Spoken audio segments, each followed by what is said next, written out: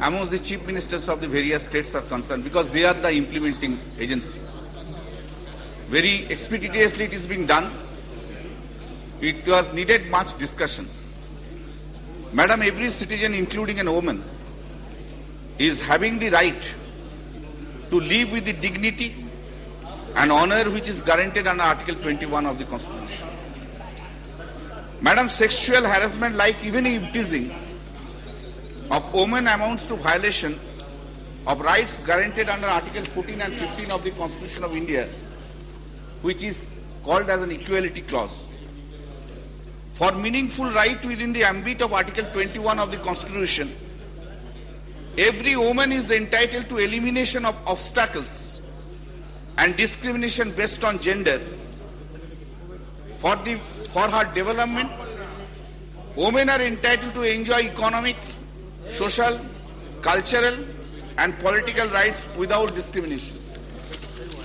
Primary concern, both at international and the national level, is about devastating increase in rape cases and cases relating to crime against the woman.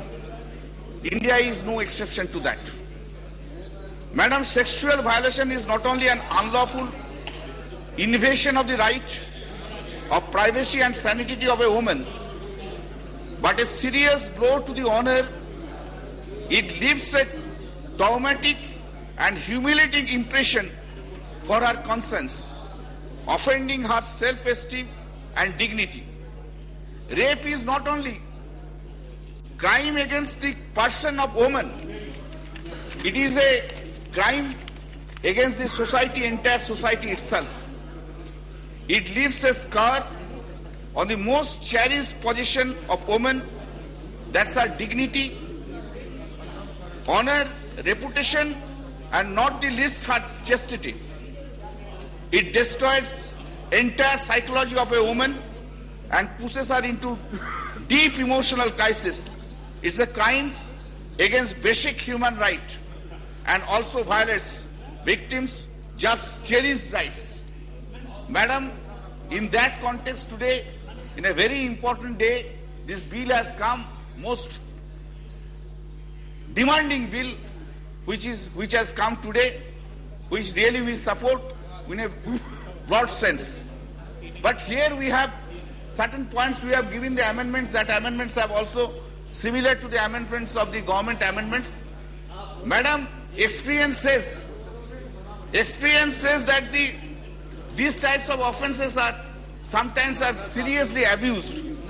Today experience says that the 490 offence in relation to 498A of the Indian Penal Code is seriously abused in our country itself. This should not be abused. If it is abused, it would be totally insignificant.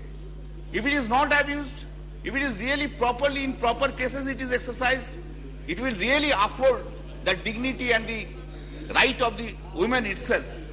Madam, which I believe is that one's dignity may be assaulted, vandalized and cruelly mocked, but it can never be taken away unless it is surrendered.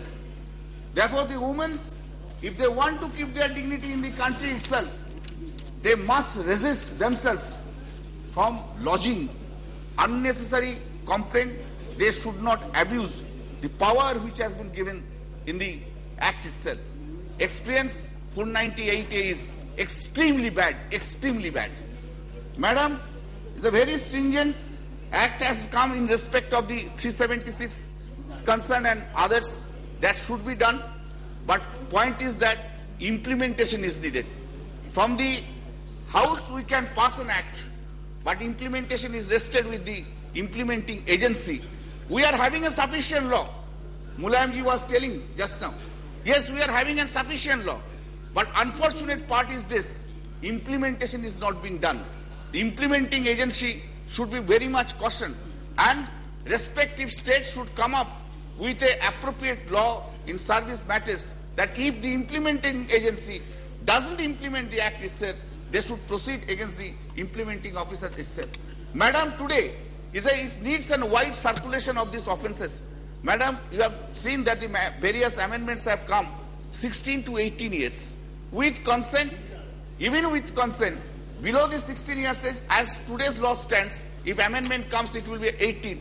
If there is any physical contact, that would be coming within the purview of the rape itself. Madam, how many children knows about this law? Therefore, this law has to be circulated. This law has to be not only the just a law has been passed, it is wide circulation is required to be made.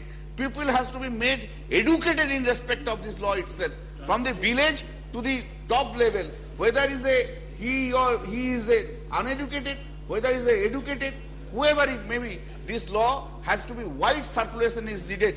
It has to be people of this country is to educate it. Rather, I propose to this extent that since up to 18 years of age, even a physical contact in relationship, it comes within the purview of the rape, that of course a course should be introduced in the appropriate institution above the age of 14 years, saying that these are the offences. They must know what are the offences. If the children, they don't know what are the offences, they don't know what are the offences are there, what are not the offences there.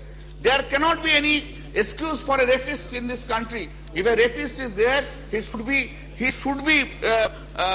properly, he should be punished. If it's a case, any case when it's required, he should be hanged, as cases have been dealt with. The first time cases, it should be up to 14 years. After second times cases, it may be a natural life or the death.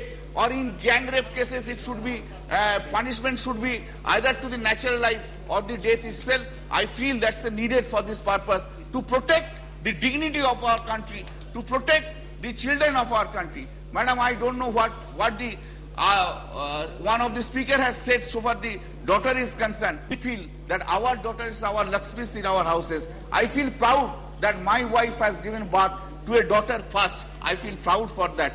And that's the reason we give respect to the women itself. It is unfortunate part that few persons are misusing these things, and also similarly, simultaneously, 0.001% of the women are also misusing these laws. That's a very unfortunate part of our country. That has to be stopped. I just finish at the end of this. At the end, I say that the crime is a very heinous crime. Stringently law has to be applied. Executive agency should apply the law. No, there should not be any mercy. Nothing, no mercy for the rapist is concerned, even in a case itself. But madam, at the same time, I end it with that. It is this law, how it will be implemented, whether it will be significantly implemented in this country or not, it is rested with the woman itself. If the woman comes with the false complaint, if they abuses as the power, this law would remain only in the paper. No one can help them. With this, madam, I give you thanks. Thank you. Shri Sampath ji.